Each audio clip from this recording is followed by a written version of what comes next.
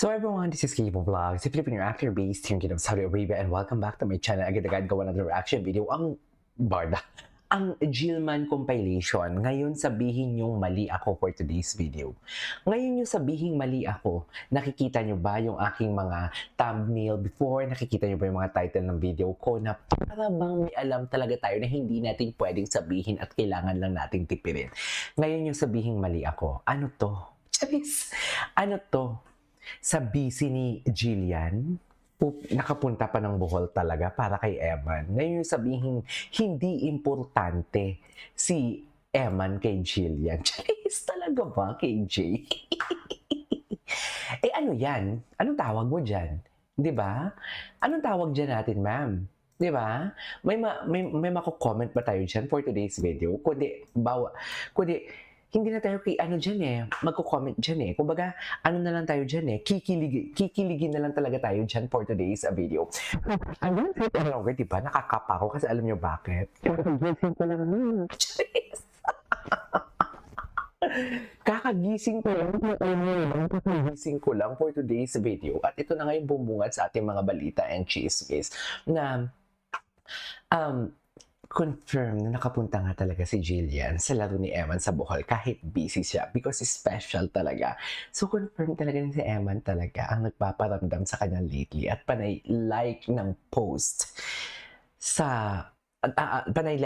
ng manliligaw ni Jillian daw sa mami niya. So yeah, I won't take any longer. Agad-agad gawa natin reaction video. Without further ado, let's start this. Sige nga. Ano to?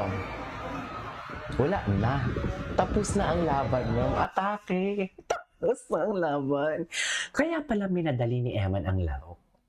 Kaya pala pinaabot nilang hanggang 4th round lang. Tama na? 4th round lang if I'm not mistaken. Hanggang 4th round lang yung laro niya kasi nagmamadali na siyang i-meet ang Jillian natin for today's video. Kaya isa sa mga factor, we cannot deny the fact na isa sa mga factor talaga kung bakit nanalo si Eman. Kasi andyan si Jillian nyo. Charis! Andyan si Jillian nyo eh. Kaya isa yan sa mga factor kung bakit siya nanalo kasi at minadali ang laban kasi gusto niya na ma-meet si Jillian. Pero prior to this, may naririnig na talaga ako na makakapunta. Siyempre, wala naman ako sa posisyon talaga. Pero kung nakikita ninyo, full of hope talaga ako. Kahit isang beses pa lang sila natin nakita na magkasama ng November. Pero patuloy pa din talaga akong gumagawa ng reaction video sa kanila at hindi ko binabitawan kasi naniniwala ako na there is something going on between the two of them. Hindi ko man alam kung ano yon, but there is something going on. And natunugan ko na din to na pupunta si Jillian sa laban ni Eman. Kung nakikita niyo yung mga comment ko, pupunta ba sa mga thumbnail ko, pupunta ba si Jillian? 'Di ba? Maghintay na lang tayo. Mga ganun yung mga title ko sa aking thumbnail, 'di ba? Kasi ganun talaga yun for today's video. Kaya wag niyo akong ano-anuhin. Yes, may mga connection ako na hindi nila kilala. Yes, 'di ba? 'Di ba? Nag-meet sila, mami. Kaya naman pala ang Emma natin is minadali ang laban. Tsaka anong sasabihin mo niya? Kasama pa ang nanay. Mami, kasama ang nanay ni Jillian. Paano natin i-explain yan? Ano ang atake natin dyan? Diba? Ano ang sasabihin natin dyan? Kundi kiligin talaga tayo sa mga nagpupush sa Jillbit and everything. Sana yung Jillbit nyo.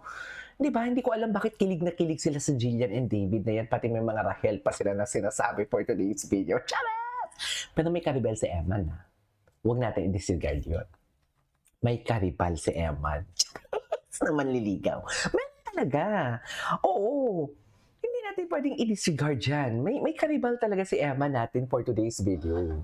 May karibal talaga siya. Hindi natin pwedeng baliwalain ang karibal ni Eman. Meron talaga siyang karibal. Meron talaga. Hindi talaga natin pwede yan pawalang bahala. Anyways, di ba? Tingnan mo, na parang bang sinabi talaga ni Jillian, nasaktan ka ba, mahal ko? Di ba? Shoutout pala kay Mambarda United. Si Mambarda United, Barda Defender yan. Yan yung mga pumupuksa ng mga fake news peddler pagdating kay Barbie and David na ngayon, Jillman na din siya for today's video. Shout out sa iyo. Nakausap ko siya kanina kasi magkikita kami. So, nakausap ko siya kanina about this. And, Mami, sabi ko nga sa kanya, Mami, hindi ako isang content creator for clout lang na kung kailan may sikat doon lang ako gagawa. Tapos kung wala na silang ganap, iiwan ko lang. Hindi ganon. Iniiwan ko yung ginagawan kong content, lalo na kung mga love team, kung alam ko nang wala na talagang chance. Pero kung may chance talaga at kung may alam talaga akong splook na something, kahit paulit-ulit pang video na ginagawa ko na reaction video, hindi ako nawawalan ng pag-asa. Totoo lang, hindi talaga ako nawawalan ng pag-asa. Oh, ano yan? Paano natin ipagtatanggol yan? Ang hirap mo naman ipagtanggol, Eman. Charis, para bang ang taba ko dito sa... Ang taba ko sa ano, ha? Ang taba ko sa frame ko, ha? Yan. So, paano natin ipagtatanggol si Eman yan? Aber? Mami, nag-hug sila. Nag-hug sila, Mami. Ano masasabi natin? Charis. Mami, nag-hug sila. Ano masasabi natin dito for today's video? Wala na. Tapos na. Tinapos na ni Eman ang laban. Oh, tingnan mo naman, Mami. Eto ha, may napansin ako ha. May napansin ba kayo? Ang hug ni Eman na para bang hindi lang sila isang beses nag-meet ng mami ni Jillian. Oo, ganun talaga ako. Malisyosa ako. Dear, as a reactor, kailangan natin mapansin lahat yan. Pilantik ng kamay, paghawi ng kamay, pagtinginan, pagbitaw ng mga kamay, holding hands nila and everything. Kailangan natin mapansin yan. Pati ang paghug ni Eman sa mga fans, ang paglapit ng mga fans, pinapansin ko yan. Lahat pinapansin ko. Kaya bakit hindi ko to papansinin ang paghug ni Eman sa kay mama ni Jillian? Tingnan mo naman yung paghug ni Eman sa mama ni Jillian na para bang hindi lang sila isang beses nagkita or nagkakilala. Diba? Diba? Hindi ka naman maghahag eh. Hindi ka naman maghahag kung what do you call this? Kung isang beses mo makita. Pero ang hug, Mami, tingnan mo. Ala, atake. Totoo ba? Totoo ba? Napaka-chismosa ko. Napaka-chismosa natin for today's video, di ba? Oo, si Jillian nagmano? Oo. Aminado pa ako kay Jillian. Parang feeling ko isang beses pa lang na-meet ni Jillian ang mama ni Eman. Pero sa Eman, kasi di ba kung maniligaw ka, ikaw din naman talaga ang pumupunta sa sa bahay ng babae. Di ba? Kung nanliligaw, kung may ligawan ng isang lalaki at babae, ang lalaki ang palaging pumupunta sa kung saan man ang babae. At syempre, kung may kasama, dapat ang babae. So, meaning to say, kung nakikita man si Jillian and Eman, before na walang may nakakaalam, siguro andyan yung mami ni Jillian, di ba? Hello? Tapos ini-issue niyo si Chavit Singson kay Jillian, baka yan pa nga yung tulay. Di ba? Kaya wag ako talaga, lubog ang ibang siniship kay Eman. Maghanap pa tayo ng ibang video. Lubog, Mami. Lubog na lubog. Lubog na lubog sila, Mami. Tama ba ito, Mi? Wala na. Tama pa ba ito? Parang hindi naman ito tama, Mi. Parang hindi naman ito tama. At Charis. Wala na. Diba? Ang hug nila, Mami, parang walang bukas. Hala, ninamnam talaga ni Jillian ang paghag kay Eman. Uy, Charis! Ninamnam talaga nila. Parang si Jillian talaga yung... Tili-tili.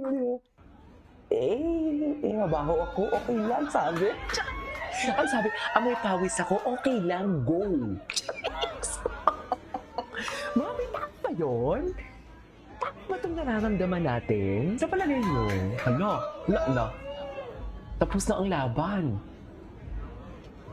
Ang mama ko, pinakilala ang mama ko. Anyways, punta tayo sa Jillman. Maghanap pa tayo ng ibang video about sa Jillman. Kasi atake. Wala na. Asan na? Ay, isang video pa lang yung lumabas. Ano ba yan? Ay, Kay Eman Bako, sa isang video pa lang, wala pa masyadong mga video. Eman Bako sa Pacquiao. Tingnan natin. Kung ano yung top. Oh, loko. Oh, wala na. Diba? Can you just imagine? I mean, gets niyo ba ako? Right now, ladies and gentlemen, we are joined by Attorney Flores L. Chavez Bonot, our boxing promoter. Oh, with an official time of 2 minutes and 26 seconds in the fourth round. We taray. have your winner by technical knockout, Technical knockout. Evan Bacosa. Pacquiao for today's video. Ganun na nga ang sinasabi ko, di ba? Atake, panoorin pa natin, manonood pa tayo. Okay, marami pa tayong papanoorin. Anyways, that is all for today's video. This is Kinyo Vlogs and see you on my next vlog. Bye!